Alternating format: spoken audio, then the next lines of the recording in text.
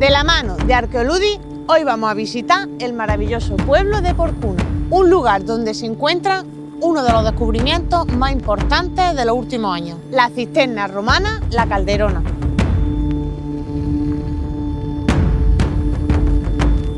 Actualmente es la oficina de turismo del municipio. Sí que es verdad que también es el archivo histórico. Creo que este sitio se eligió como tal porque es una buena muestra de algo que se ve mucho en Porcuna, y es cómo en un mismo lugar se aunan diferentes culturas. Mientras que el edificio como tal, lo que son las carnicerías reales, son del siglo XVI, varios de los vestigios que encontramos no lo son. Allí, por ejemplo, detrás, es verdad que no se puede ver porque se ha humedecido demasiado el cristal y no se aprecia bien, pero hay un pozo íbero.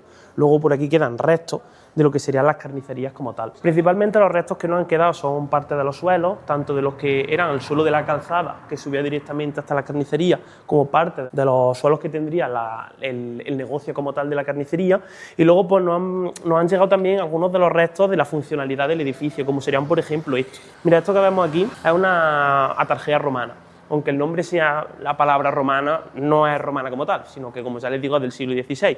Y básicamente la funcionalidad que tendría pues sería muy sencilla, sería para eliminar los desechos, la sangre y demás, discurrirían por aquí poquito a poco y llegarían hasta ese ojo que comunica con la calle, para desgracia del que cruzase en el momento, la verdad.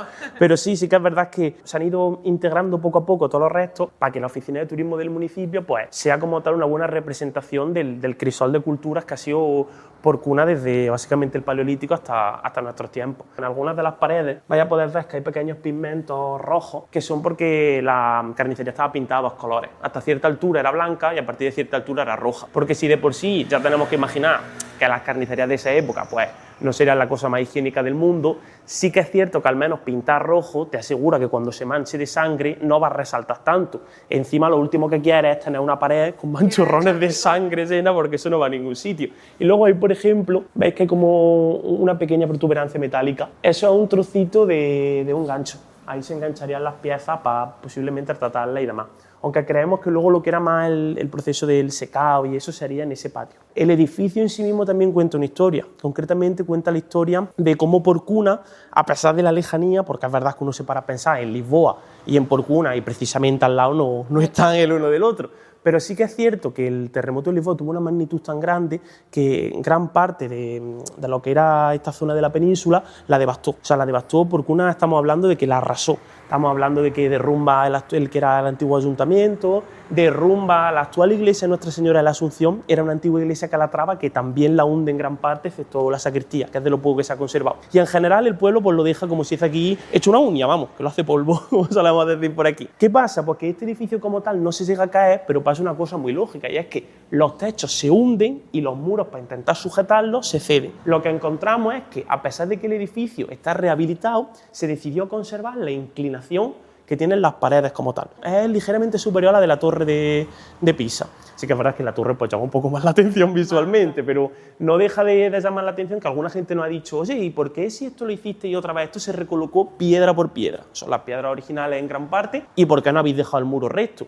Porque esto es un vestigio, esto te está contando algo. Ahora cuando vayamos al anfiteatro y veáis que gran parte de la altura del anfiteatro está en el suelo, puede llevar a la gente a preguntarse lo mismo, que es: ¿y por qué no lo hacéis entero otra vez?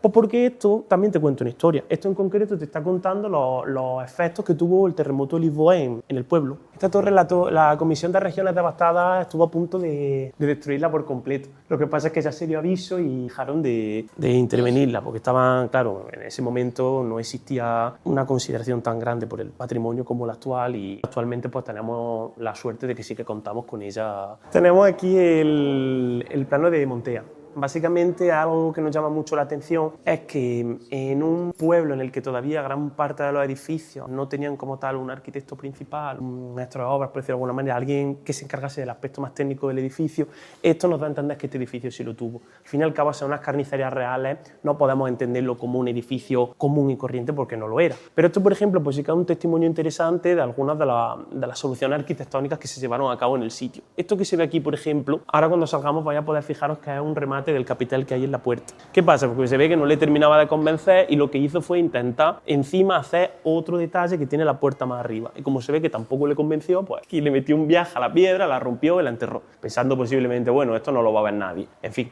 como podéis ver si lo han visto. Pero bueno, nos llama más sobre todo la atención porque muchas veces cuando te llegan los planos o las cosas de un edificio, te llegan los que están bien. Y claro, pues que te llegue también uno que te muestra el proceso de prueba y error, porque esto además lo utilizarían posiblemente una especie de molde guía por si había que arreglar algo del capitel, pues sí que llama bastante la atención. Luego, como pueden ver, el edificio entero está rehabilitado por Pablo Millán, un arquitecto de aquí, originario de Porcuna, que ha llevado a cabo pues, gran parte de las rehabilitaciones del municipio, que vamos a poder ir viendo a lo largo de la visita también.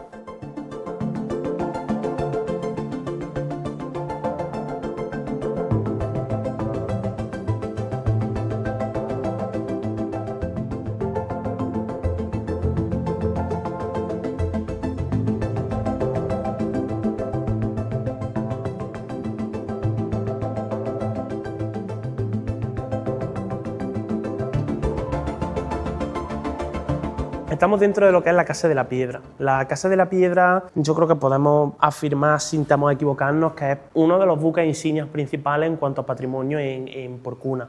Quiero decir, a uno le puede llamar esto la atención porque con un pueblo que cuenta con un patrimonio arqueológico tan rico como es Cerrillo Blanco, el conjunto escultórico ibero más grande del mundo, o la Calderona, que es una cisterna romana, o un anfiteatro, a uno le llama la atención que un edificio que es básicamente de época actual, que tiene poco tiempo en comparación, siga trayendo a tanta gente. Pero a ver, que la Casa de Piedra actualmente siga siendo tan laureada y cuente con tantísima gente que quiere visitarla, parte de una cosa muy sencilla, y es que Porcuna se ha conocido durante gran parte de tiempo por la Casa de la Piedra. Aquí venía la gente a ver la Casa de la Piedra y aquí se ponían autobuses a venir a ver la Casa de la Piedra. ¿Por qué es tan laureado el monumento? Principalmente por dos motivos.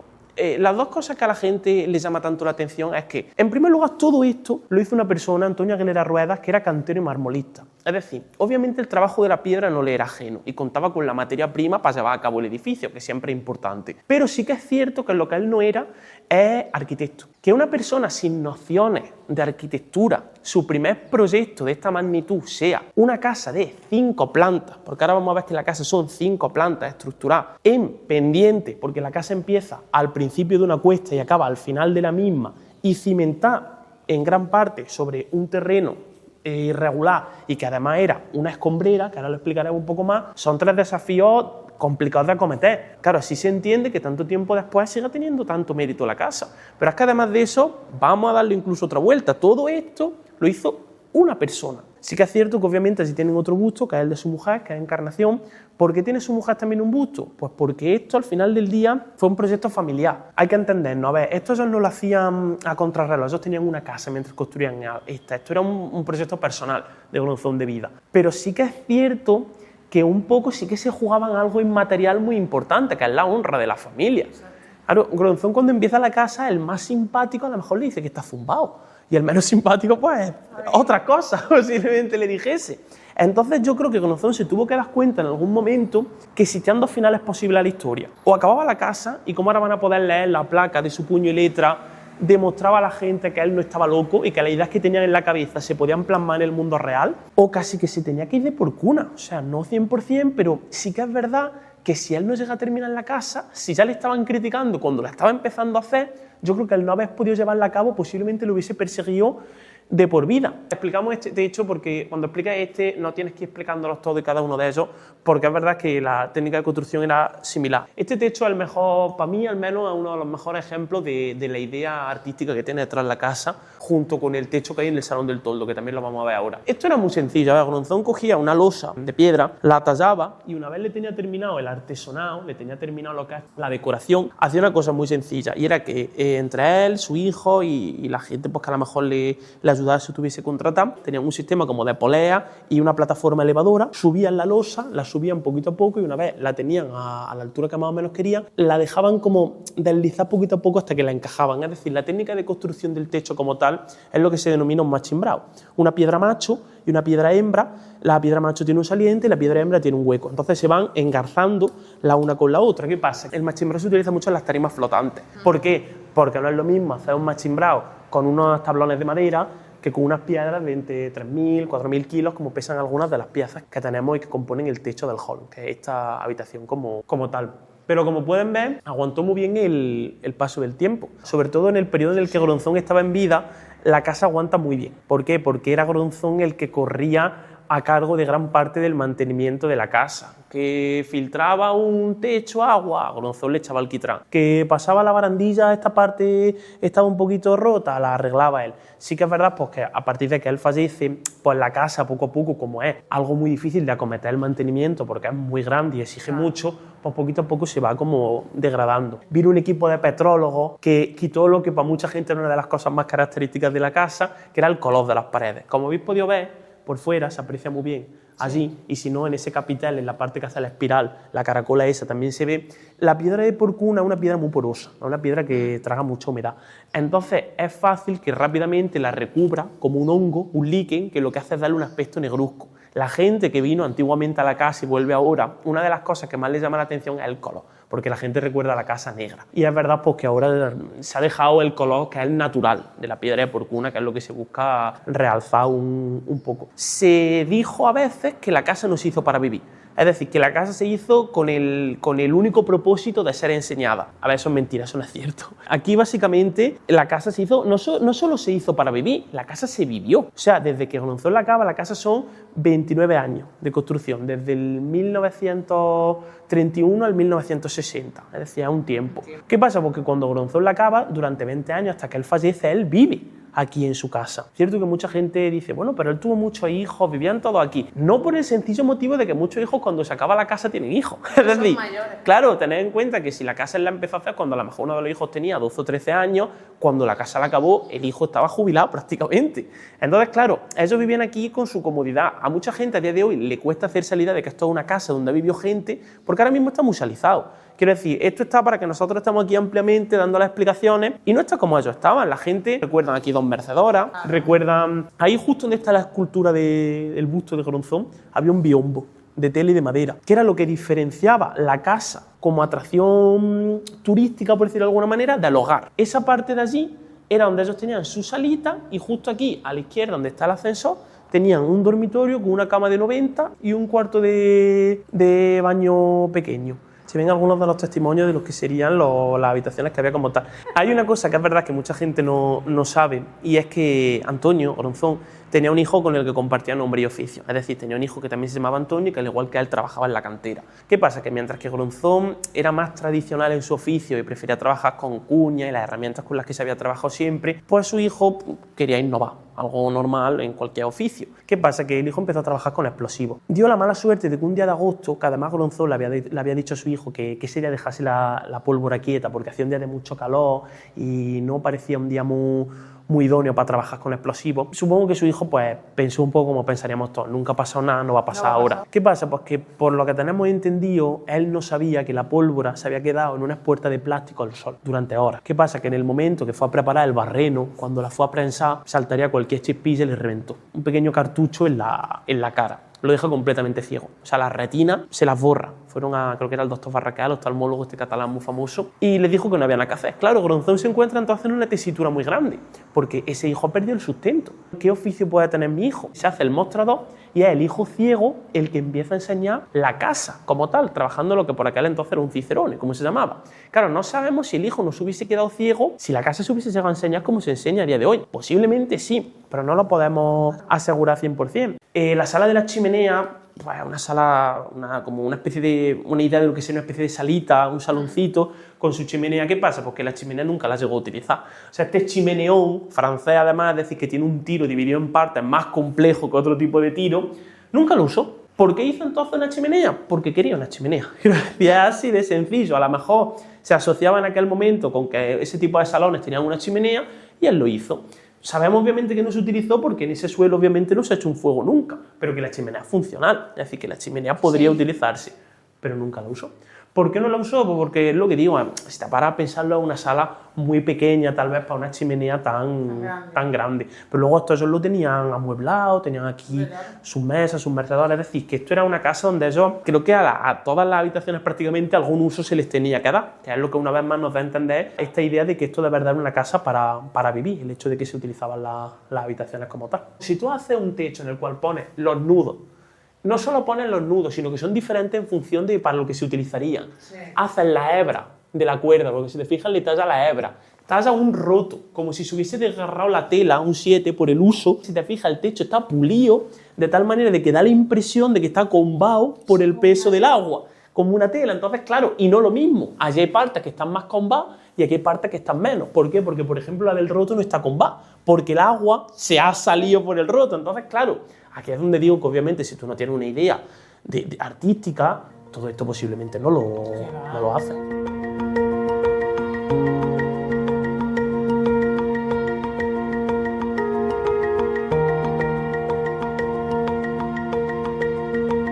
Esta sala en la que nos encontramos ahora mismo es lo que se llamaba la exposición de lápidas. El nombre que recibía por aquel entonces era porque, como os he dicho, Gronzón se dedicaba, entre otras cosas, al mármol. Entonces, pues aquí exponía un poco lo que eran las piezas que él vendía como tal, tumbas, lápidas, etc. Lo que más nos llama la atención de la actual sala, que se ha reconvertido por una sala de fotografía, es sin duda aquí. Estas fotos no muestran más que lo que fue un poco la culminación del trabajo que llevó a cabo Gronzón para hacer la casa como tal. Esto es porque en el año 71 lo llaman desde Madrid. Le dicen que básicamente le han concedido el mayor honor que podía tener un trabajador por aquel entonces, que era la medalla de oro al mérito del trabajo, básicamente. Le dicen que le van a hacer en Madrid un acto multitudinario, que va a ser un baño de masas, que es un honor. Y a él, pues, está de acuerdo en esas cosas, pero también les dice que a él no se la perdió en Madrid y que él no va a subir a Madrid a por la medalla. Entonces, claro, le argumenta, pues imagino que les da a entender que si la medalla es por la casa, lo lógico es que vengan a la casa, la vean y le den su medalla. Imagínense el poder de convicción que tenía Gronzón, que aquí tienen no a cualquier persona, sino al ministro de Trabajo de por aquel entonces, Liciño de la Fuente, dándole su medalla en su casa, tomándose un vino español y un águila mientras que recibió su medalla. Esto, pues, él siempre dejó constancia de que era posiblemente una de las cosas de las que más orgulloso estaba de las que había hecho en su vida. Y luego, pues, por aquí tienen eso, diferentes fotos de lo que fue el proceso de construcción de la casa, el sistema con el que subían las losas que hemos visto en el hall, que componen el techo del hall, cómo trajeron la piedra que da nombre a la casa, la losa de piedra. Y luego, pues, aquí algunas fotos como esta, que por ejemplo sí que llama la atención que él está enterrado en una réplica de la casa. Se hizo su propia tumba cuando estaba vivo porque el hombre sabía que nadie le iba a hacer una réplica mejor, y está enterrado en el cementerio de Porcuna, en la primera tumba a la derecha, pero para que se vea que fue su proyecto en vida y fue su proyecto también en la muerte como tal. Entonces, pues, hasta su tumba es una réplica de la Casa de la Piedra. Estos huecos, estas oquedades, son de pegarle tantas veces al cincel que al final al martillo le acaba haciendo la forma del cincel. Imagínate cuántas veces le tienes que pegar a esta mole para acabar haciéndole esta forma tan característica, y así pues se entiende mejor por qué tiene tantísimo mérito la casa. Se puede ver básicamente que todos los martillos tienen las mismas hendiduras y todos los cinceles tienen la cabeza dilatada. Es decir, que si quisiésemos podríamos incluso jugar a adivinar qué martillo va con cada cincel y posiblemente podríamos. Así tenemos lo que son las cuñas y los más gordos, que eran lo que utilizaba para desbastar sobre todo, mientras que estos de aquí son los más finos, que eran lo que se utilizaba ya más para el artesanal y para la decoración. Aquí ahora mismo estamos ante lo que posiblemente sea uno de los mejores ejemplos de ingenio de los que contaba Gronzón. Mira, esto que tenemos aquí delante es el aljibe, concretamente un aljibe de decantación, es decir, esto fue lo primero que Gronzón hizo. ¿Por qué fue lo primero que hizo? Porque tanto para su oficio como para la construcción de la casa, Gronzón necesita de agua, y a ser posible de agua limpia, porque claro, los mármoles y demás quieres trabajarlo con agua limpia. ¿Qué pasa? Pues que él hizo una cosa muy sencilla. Este aljibe funciona de la siguiente manera. Afuera había una serie de canalizaciones que recogían el agua, de lluvia principalmente. La llevaban hasta un aclarador. Una vez la vaciaban en el aclarador, se hacía un primer filtrado, por decirlo de alguna manera. Luego se canalizaba por estas canalizaciones que vemos aquí y se vaciaban en el aljibe. En el aljibe como tal entra en juego lo que es el proceso de decantación. El aljibe está compartimentado, es decir, está dividido en diferentes partes, diferentes cámaras. El agua se va vaciando y cuando llega a cierta altura tenemos una rebosadera, unos orificios por los cuales se vacia al siguiente compartimento. Cuando llega otra vez a la misma altura, se vuelve a vaciar. De esa manera, el agua, poco a poco, lo que son las impurezas, los sedimentos, se van quedando en los fondos y el agua se va haciendo un proceso de filtrado. Claro, cuando el agua te llega al último compartimento, el agua está prácticamente limpia. No se la bebían igualmente, esa agua no la utilizaban para beber, pero para su trabajo le venía de escándalo. Volvemos a lo mismo, que una persona sin nociones de arquitectura haga una solución de ingeniería hidráulica de este calibre, llama muchísimo la atención, y es lo que nos da a entender que básicamente yo creo que si muchos estamos a equivocarnos, a ver, Gronzón podríamos considerarlo prácticamente un genio, que luego mucha gente lo consideraría un loco, pero es que la línea que separa al loco del genio es muy fina, ni siquiera la ves. Entonces, pues esto yo creo que es otro de los mejores ejemplos de la arquitectura de la casa como tal. Esto es una pieza única, si os fijáis, o sea, todo esto es la misma pieza. Ni siquiera sabe 100% para qué la va a utilizar, pero sabe que la quiere, porque no se va a encontrar otro. Entonces lo que hace es que tiene que inventar una serie de ingenios para poder extraerla. Le tiene que meter unos ejes de álamo negro por debajo, le tiene que poner esos 4 maceteros, en verdad como podéis ver son 4 ruedas. Se lo engancha a los ejes y con unas cadenas de molino y con 400 voluntarios, que es la parte más importante, a estirones, creo que los divide como en 3 filas dobles, y una vez los divide en 3 filas dobles va haciendo tirones, creo que eran de 100 metros, hasta que traen la piedra, la losa hasta aquí. Claro, una vez la tiene aquí, la idea original, por lo que tenemos entendido, era hacer un banco de piedra. Supongo que alguien le argumentaría que se iba a hacer un banco para 90 y el hombre pues desistió. Entonces ya hizo el conjunto escultórico que rodea a la pieza principal, que es la Santa Cena. Que no haya ningún tipo de asiento aquí en lo que sería la parte que pega a la izquierda es porque cuando tú miras el cuadro de la Santa Cena no hay ningún asiento ahí porque te taparía la imagen principal. De las explicaciones sobre la casa, él las dejaba escritas. Aquí, por ejemplo, una cosa que llama mucho la atención, que la gente no se fija, es que están en primera persona. Es decir, si os fijáis, esta descripción es como que la mesa te está contando, pone me trajeron entre tantas personas, en las ruedas pone somos. Él entendía que era la propia casa la que te tenía que contar la historia de cómo se hizo.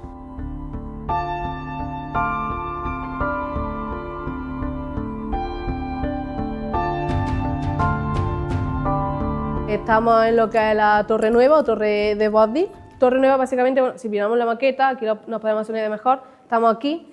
Esto es lo que pertenecía al castillo de Porcuna, a Hinsburguna, que era un castillo árabe, hasta que llegan los cristianos, cuando ya el territorio vuelve a ser conquistado, y se emplaza aquí la Orden de Calatrava, pues se encuentran en el castillo. ¿Qué hace? Lo arreglan. Lo arreglan, aquí añaden almenas, toda la fortificación, y construyen su torre en el 1411, que la mandó a construir el maestre don Luis de Guzmán, como signo de que la Orden de Calatrava son los que se encargan ahora de la villa. La villa está protegida por murallas y parte del lienzo de esta muralla, aparte de ser árabe, también es romano. Se han documentado lienzos de muralla romana, de cuando fue ciudad romana, cuando fue Obulco. Con el paso del tiempo, lo que ocurre es que la hemos ido perdiendo casi todo. Lo que nos queda, esta torre, no sé si habéis fijado, pero cuando hemos subido, la flanquean 2 torres, la de la Buenavista, que es privada, y la Torre de las Armas, que es del ayuntamiento. Y las demás torres que aún existen, como las de las carnicerías reales, que es la que hemos visto en la oficina de turismo, todas esas son torres privadas, es decir, que pertenecen a familias o a casas. Esta torre es muy curiosa, no una típica torre cristiana, no es cuadrada, es ochavada, tiene 8 lados y se repite el número 8 mucho. 8 lados, 8 ménsulas, que son esta especie de pirámide invertida que está en el arranque de los nervios, y 8 nervios que terminan en la clave. Una clave que además está decorada con decoración vegetal. Suponemos que cuando los calatravos llegan a la villa, pues la población tiene costumbres árabes y su forma de construir son árabes. ¿Qué hace? Mejor que tener algo cristiano y feo, pues algo bonito.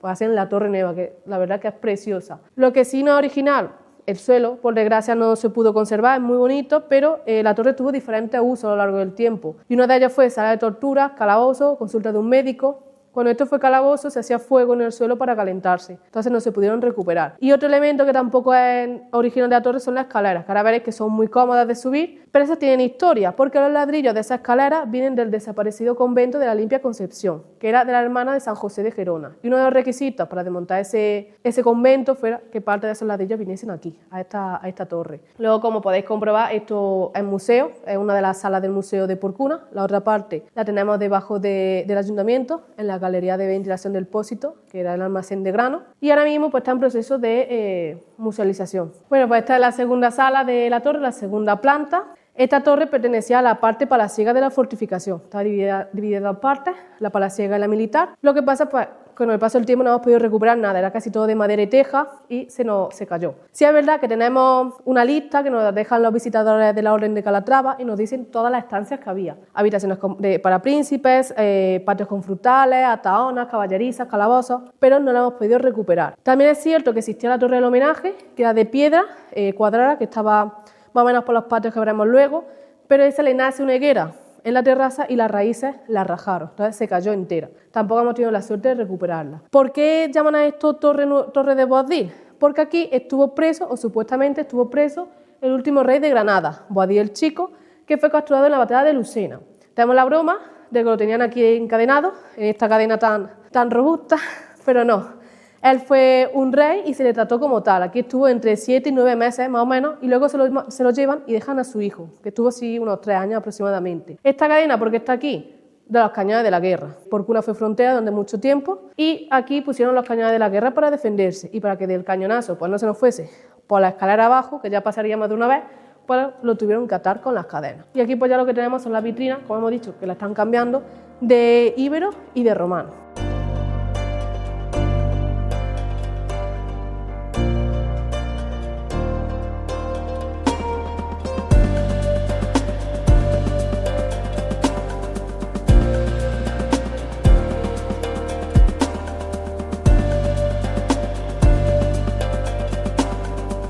Por ejemplo, esto que tenemos aquí, que a primera vista pues, parece una ermita, una iglesia normal y corriente, en realidad es la iglesia más antigua del municipio de Porcuna y creemos que puede ser que una de las más antiguas de la campiña. Estamos hablando de la segunda mitad del siglo XIII aproximadamente. Y no es solo la antigüedad lo que le da el carácter único, sino que también es la importancia y sobre todo la fundación. Es decir, la iglesia es un trozo, un pequeño cacho de lo que originalmente sería el priorato, uno de los prioratos que la Orden de Calatrava tenía en Porcuna. Concretamente este sería el priorato de San Benito. Había otro que era el de la Coronada, que se ha perdido, pero sí que es cierto que de 5 prioratos que existían de la Orden de Calatrava en Andalucía, 2 de ellos se encontraban en Porcuna, lo cual nos da a entender que esta encomienda en concreto debería de ser bastante importante para la Orden. Es verdad que ahora mismo se encuentra cerrada, pero dentro tiene algunas particularidades que responden al hecho de que originalmente tendría esa funcionalidad. Por ejemplo, la planta, mientras que en muchas iglesias encontramos la típica planta de cruz latina, aquí no es el caso. Aquí encontramos una planta en forma de L que a lo que responde es que originalmente una de las naves estaría destinada a ese uso de iglesia, pero la otra posiblemente tuviese otras funcionalidades. Cuando la iglesia ya pasó a otras manos,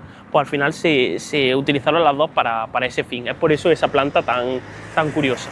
Como tal, la iglesia de San Benito recibe el nombre porque está consagrada a San Benito. San Benito es el patrón de Porcuna, patrón de Europa también, y a Porcuna se le conocía, es verdad que poquito a poco ya no tanta gente llama Benito a su hijo, pero siempre se le ha llamado la tierra de los Benitos. Es verdad que es un santo al que se le tiene aquí muchísima devoción. Se le tiene mucha devoción porque, entre otras cosas, junto con la Soledad, que es otra virgen que hay dentro de la misma iglesia, se cree que ambos obraron lo que se llama el milagro de la tormenta. Hubo una tormenta eléctrica en el municipio, todo parecía indicar que iba a acabar con el pueblo, pero cuando se refugió la gente dentro de la iglesia y pidieron a San Benito y a la Soledad que interviniesen por eso, hubo un momento en el que desaparecen las imágenes, de repente dejan de oír la tormenta, ven que la tormenta está alejándose, y cuando vuelven dentro lo que se encuentran básicamente es que ahora las imágenes vuelven a estar dentro, pero tienen ciertas cosas que nos llaman la atención. Entre otras cosas tienen las partes bajas de los mantos, los tienen mojados, y además tienen taraes. Es decir, tienen un tipo de junquillo que surge en las riberas de los ríos y que lleva a entender pues, que en verdad fueron San Benito y la Soledad los que salvaron Porcuna de su destrucción.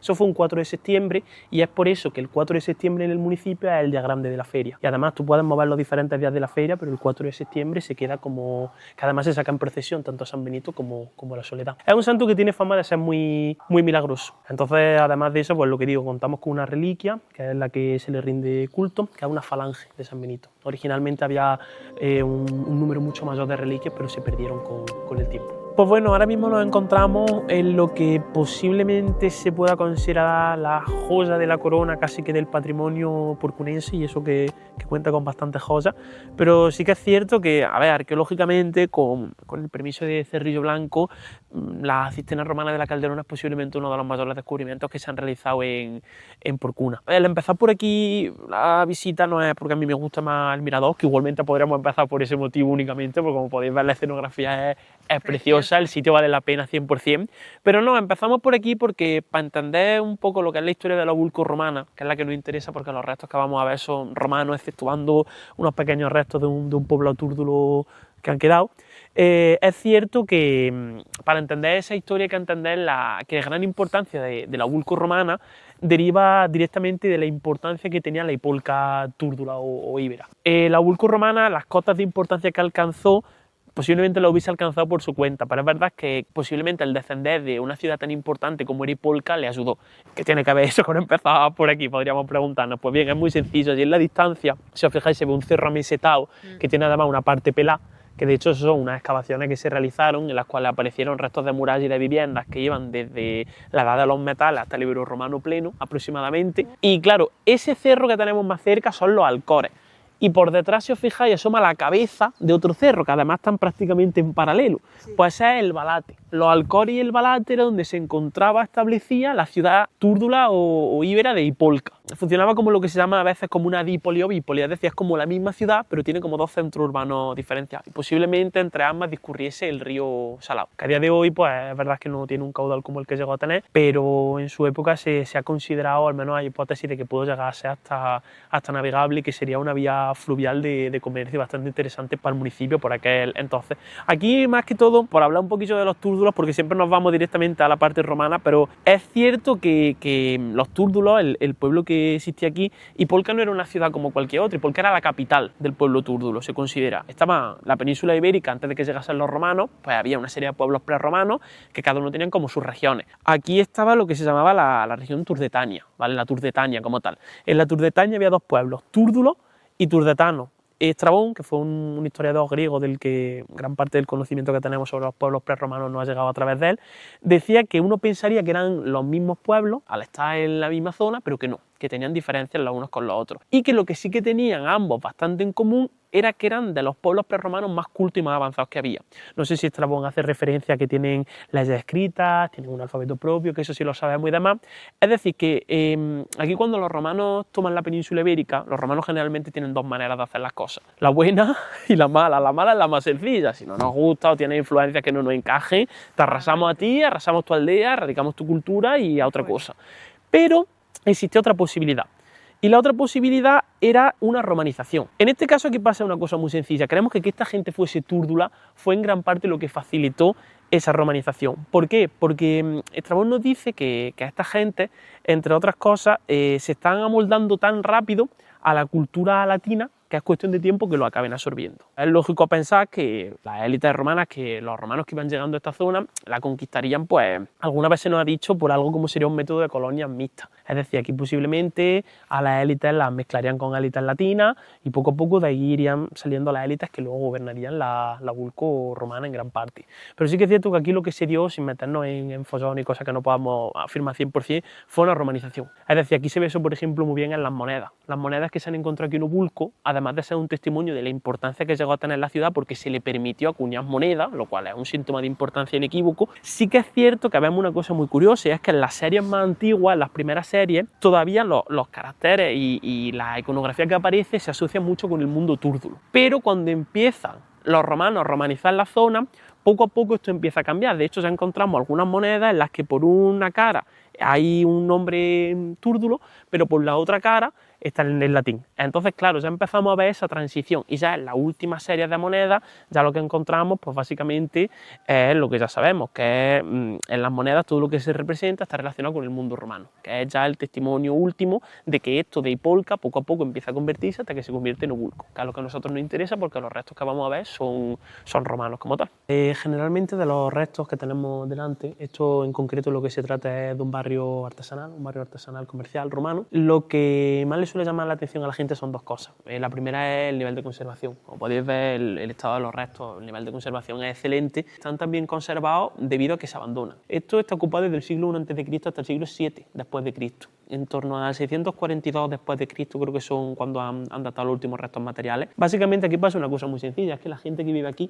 se van. ¿Por qué se van con tanta prisa? Pues porque es un marco turbulento y entre otras cosas están teniendo lugar pues, las invasiones germanas y pueblos como godos, francos y demás están entrando en la península. Es un periodo en el cual precisamente paz no es algo que haya y no sabemos exactamente cuál sería la protección con la que esta gente contaría, porque tal vez contasen todavía de protección con el amurallamiento romano y obviamente para ese ese año el Imperio Romano de Occidente, como lo conocemos, ya no existe. Entonces, claro, si el imperio desaparece, posiblemente el mantenimiento de las murallas fuese decayendo hasta el punto en el que tal vez no ofreciese la protección suficiente, y lo que esta gente hace es que se repliegan hacia dentro del pueblo, hacia una zona donde luego ya se construyen las murallas medievales de la villa. Entonces, claro, cuando aquí la gente abandona esto, pasa una cosa muy sencilla, y es que esto, pues, lo que le pasa a cualquier cosa que lo deje 2000 años abandonado, que la tierra poco a poco lo va cubriendo, lo va colmatando y lo deja enterrado. Una vez la parte que se queda enterrada está salva. La parte que se queda por encima pues se la llevan por delante y se utiliza para hacer otros edificios, y la parte que se queda enterrada se salva. Además, como aquí se coloca en tierra de cultivo y demás, que no es algo dañino para las tierras que hay debajo, pues se han conseguido mantener bastante bien. Y la otra cosa que pregunta todo el mundo es la normal, que es cómo se ha descubierto esto, por casualidad. En torno a los principios de los años 30,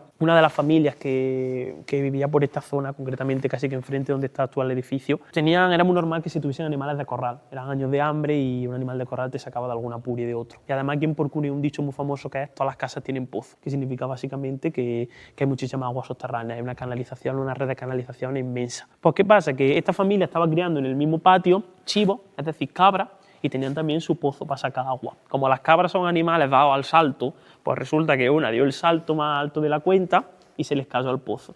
Claro, la familia hizo lo único que se le ocurrió hacer en aquel momento, que fue enganchar a uno de la familia del cogote y tirarlo al pozo, básicamente. A ver, sin la broma, cogieron a uno de la familia, lo bajaron al pozo, primero bajaron un candil para ver sobre todo la profundidad y la forma del pozo, para que no fuese rebotando por las paredes, y luego lo bajaron poquito a poco y salió con el chivo. Salió repitiendo una y otra vez que él había visto algo, que había visto como columnas, como túneles, oquedades, que algo raro había. No se le da importancia. Como ya he dicho, muchas veces en Porcuna decir que hay túneles es como decir que el agua moja, es algo que es de conocimiento popular. Pero ¿qué pasa? Que ya en el 37, con la guerra civil empezada, como Porcuna tiene una situación un poco complicada, porque Porcuna cae muy rápido en el bando nacional, pero gran parte de los pueblos que le rodean son republicanos, Porcuna es constantemente bombardeada. Entonces se necesita de subterráneos para refugiar a la población. Mandan aquí un cuerpo de zapadores del puerto de Santa María buscando lo que es algún tipo de refugio, preguntan a esta familia y ellos le dicen que sí, que ellos en el pozo tienen algo, que no saben lo que es, pero que bajen y lo vean. Efectivamente, los zapadores bajan, abren un agujero y ahí es cuando se descubren las cisternas por primera vez. Pero claro, del 37 al 82 las cisternas se utilizan como refugio en la guerra civil y luego se quedan ahí en una especie de limbo. En el 1982 vino Osvaldo Arteaga, que es un arqueólogo muy reputado en Porcuna por el proyecto Porcuna, que excavó bastantes cosas, pues viene y entre otras cosas ya hace un análisis de las cisternas, un estudio, algo más académico, por llamarlo de alguna manera. Y luego ya del 82 al 2019, en el 2019 Arquipo, que son un grupo de arqueólogos de aquí del municipio, buscando lo que es la entrada principal a la cisterna, encuentran todo esto. Obviamente pues ya tendrían una idea de lo que iban a encontrar, pero sí que es verdad que el descubrimiento les llamó bastante la atención. Y nada, pues ahora aquí lo que tiene es lo que le he dicho, un barrio comercial que tiene un muro grande que lo que hace es diferenciar dos espacios. Un espacio comercial o público que consta de una carnicería, ¿vale? Esto es una carnicería que ahora vaya a poder ver más tranquilamente, que cuenta con su mesa de despiece, un invernal para que salga la sangre y demás. Luego hay allí a lo lejos un horno de pan. Aquí tenemos un pequeño patio de una casa, una tienda de cerámica y allí, al lado de un pozo, hay una pequeña tienda de aperos agrícolas. Y todo esto, el muro, lo que hace es diferenciarlo de un espacio doméstico, reservado podríamos llamar, porque todo eso de ahí es una casa, ¿vale? Con una pequeña taberna adherida a la fachada.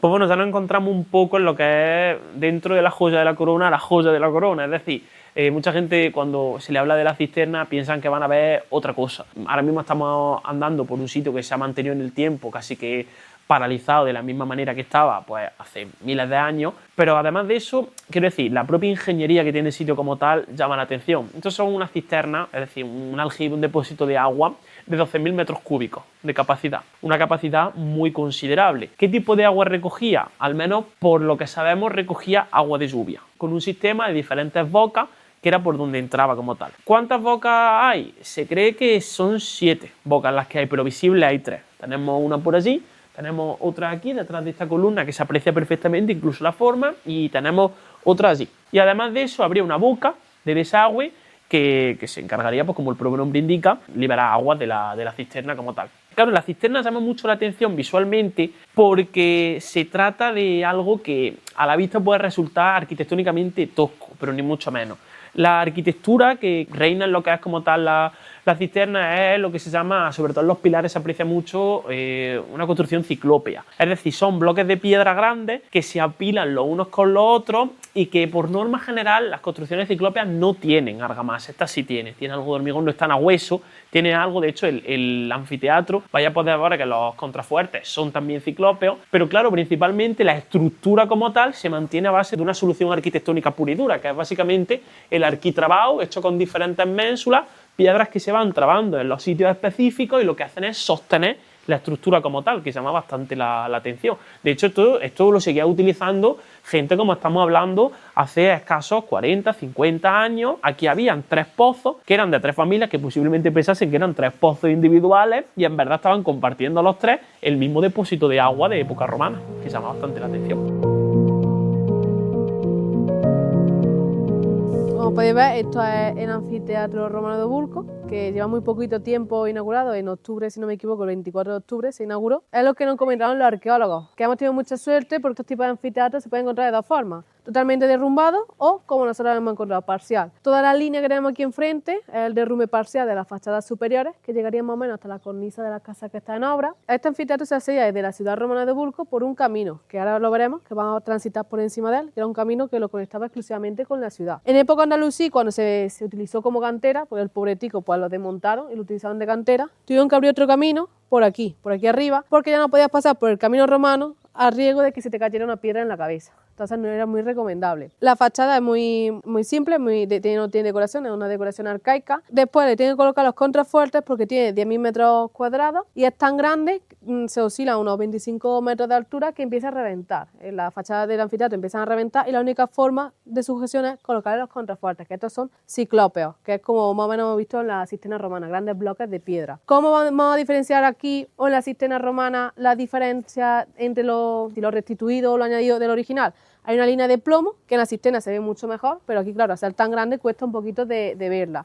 Y eso marca por lo que los arqueólogos vuelven a colocar en su sitio o añaden de lo original, que está totalmente como apareció. Se ha conservado, se le ha dado sus tratamientos para que se mantenga, pero no se le ha hecho nada más. El público entraba por estas puertas que tenemos aquí, ahora veremos algunas más que se han marcado. A través de ellas llegaban a la grada media, donde ya pues, se dispersaban en función pues, del género y del estatus social. Aquí existiría una escalera, una rampa de madera para poder acceder al anfiteatro. En este, como todos, los espectáculos eran gratuitos. Estaban financiados por un político o un noble, pero había un control de aforo. No podía permitir que aquí entrase más gente de la permitida. Había una persona en cada puerta y lo controlaba. Y este anfiteatro, pues los números oscilan, 12.000, 15.000, incluso han llegado a decir que hasta 20.000 espectadores. Hay que tener en cuenta que la ciudad romana de Bulco era una ciudad muy grande y se hablaba de hasta 30.000 habitantes. Entonces tenía que ser un anfiteatro más o menos pues, para el público de la época. Como decíamos, por aquí por el suelo pues podéis ver la calzada o la vía romana original. Esta es otra de las puertas que se llamaban vomitorios, que eran pasillos que iban directamente a la grada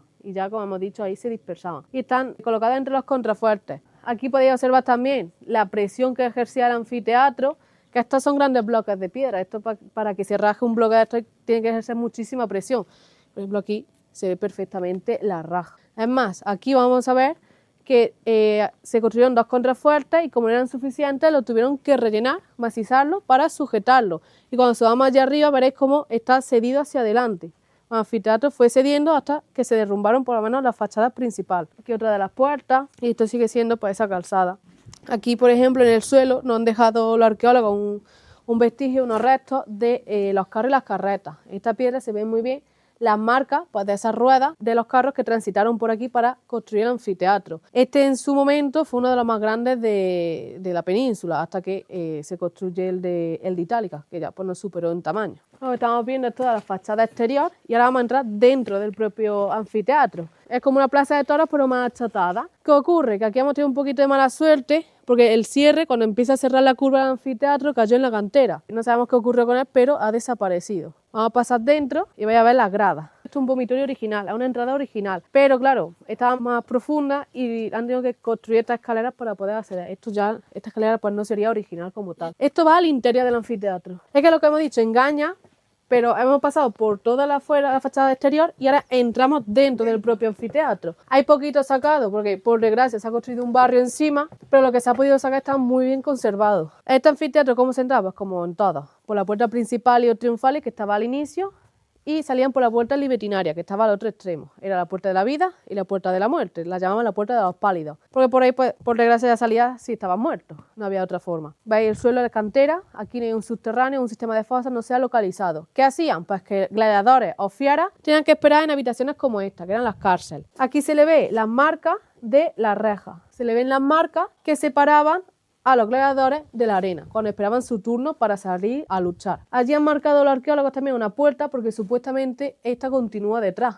Pasa pues, por el momento no se puede excavar. Y aquí a mano izquierda que tenemos una especie de capilla por la forma donde estaría una diosa. Concretamente creemos que la diosa Némesis, que era la diosa de la sal, la fortuna y la venganza, por la que se comendaban los gladiadores antes de salir a la arena. Esto es el podium, ¿vale? Sería lo que arriba existiría una baranda o una separación de madera que separaba al espectáculo del espectador. Y aquí podéis comprobar muy bien pues, la línea de metal que lo separaría, que ahora tenemos por aquí que se ve perfectamente. ¿Por qué? Claro, esto se utilizó de cantera, como ya hemos dicho, entonces muchísima de la piedra, sobre todo la que era más manejita, la que te podías llevar más rápidamente, se la llevaron. Y aquí, por desgracia, pues nos faltaba mucha piedra. Y los arqueólogos han tenido que reponer. Las láminas de arriba sí son todas originales. Y ya pues te pones aquí abajo y miras hacia arriba, que llegaría más o menos hasta la cornisa de la casa que está en obra. 10.000 metros cuadrados de anfiteatro, 15.000 espectadores todos gritando, pues un poco impresionante. Los arqueólogos lo que han hecho también, que está muy bien, es que han marcado el muro exterior del anfiteatro, es decir, el muro de cierre. Entonces va entrando por aquí y, como podéis ver, se mete debajo del barrio. Que nos hagamos una idea pues, de la envergadura que tenía. Y luego aparte han marcado todos los vomitorios, es decir, todas las entradas que ellos han localizado, las entradas al anfiteatro. La han dejado aquí marcadas. Esto pues iría más para arriba, su fachada que se cayó y todo lleno de gradas. Y llegarían las gradas hasta donde nosotros hemos estado, esa grada media.